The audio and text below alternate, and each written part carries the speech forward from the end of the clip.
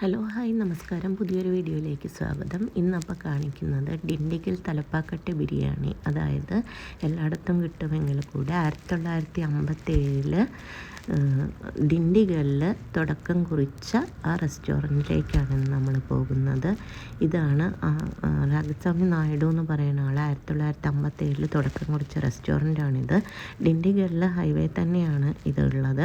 അപ്പോൾ ചെന്ന് കയറുമ്പോൾ ഉള്ളതാണ് ഇത്. അവരവരുടെ ഒരു ട്രഡീഷണൽ മസാലക്കൂട്ടുകളും എല്ലാം ഉപയോഗിച്ചാണ് ഉണ്ടാക്കുന്നത്. ഇത്തിരി കോസ്റ്റ്ലി ആണെങ്കിൽ കൂടെ നല്ല രുചികരമായ ഭക്ഷണമാണ്, നല്ല ഫുഡാണ് കേട്ടോ. ഒരു മസ്റ്റ് ട്രൈ ഐറ്റം എന്ന് തന്നെ പറയാം. ഇപ്പോൾ അതിന് ഔട്ട്ലെറ്റ് അല്ലെങ്കിൽ ബ്രാഞ്ചസ് എന്ന് പറയുന്നത് കേരളത്തിൽ എല്ലായിടത്തും ഉണ്ട്. ഇവരുടെ അടുത്ത് മാത്രമേ ഉള്ളത്, ഇവരുടെ ഈ മെയിൻ ബ്രാഞ്ചിൽ മാത്രമേ ഉള്ളത് ബിരിയാണിയുടെ കൂടെ കിട്ടുന്നൊരു മട്ടൻ കുൽച്ച എന്ന് പറഞ്ഞൊരു കറിയുണ്ട്, അതാണ് കിട്ടുന്നത്. അപ്പം ഞങ്ങളങ്ങനെ അവിടെ എത്തി. വലിയ തിരക്ക് ഉണ്ടായിരുന്നില്ല, എന്നാലും എല്ലാ സീറ്റും ഉണ്ടായിരുന്നു. നമുക്ക് പെട്ടെന്ന് തന്നെ സീറ്റ് കിട്ടി. നമ്മളതിനെ ഇലയിലാണ് കേട്ടോ വിളമ്പുന്നത്. അപ്പോൾ ആമിക്കുട്ടി ഒരു വെജിറ്റബിൾ ബിരിയാണി പറഞ്ഞു, ഞാനൊരു ചിക്കൻ ബിരിയാണി പറഞ്ഞു.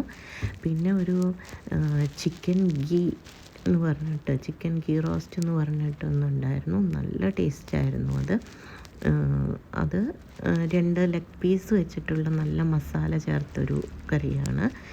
നല്ല പാർക്കിംഗ് സൗകര്യവും എല്ലാം ഉണ്ട്. പിന്നെ ഓരോ ദിവസവും അവരുടെ ഓരോ സ്പെഷ്യലുണ്ട് കേട്ടോ. ഇതാണ് എൻ്റെ ചിക്കൻ ബിരിയാണി. എനിക്ക് വരാൻ വേണ്ടി ഇത്തിരി ലേറ്റായി.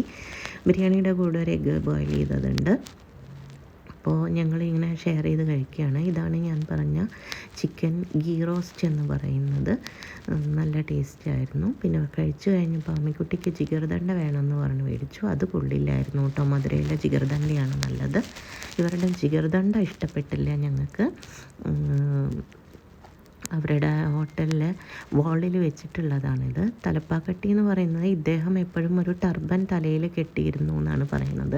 അപ്പോൾ അതിന് തലപ്പ എന്നാണ് പറഞ്ഞിരുന്നത്. അങ്ങനെ അദ്ദേഹം ഒരു ബ്രാൻഡ് തുടങ്ങിയപ്പോൾ അതിന് തലപ്പാക്കട്ടി എന്ന പേരിൽ തുടങ്ങി എന്നാണ് പറയപ്പെടുന്നത്. അതിൻ്റെ പല വന്ന വഴികളൊക്കെയാണ് പിക്ചറൈസ് ചെയ്തിട്ട് വാളിൽ കൊടുത്തിരിക്കുന്നത്. അദ്ദേഹത്തിൻ്റെ ഫോട്ടോ ഉണ്ട്. പിന്നെ അവിടുത്തെ കൃഷി രീതികളൊക്കെയുണ്ട്. നല്ല അത്യാവശ്യം നല്ല തിരക്കും ഉണ്ട്. പിന്നെ ഞങ്ങൾ വൈകുന്നേരം ആയിരിക്കണം കേട്ടോ എത്തിയപ്പോൾ, അതാണ് ഇങ്ങനെ. അപ്പോൾ ഇത്രയേ ഉള്ളൂ. അടുത്ത വീഡിയോ ആയിട്ട് കാണാം. ബായ്.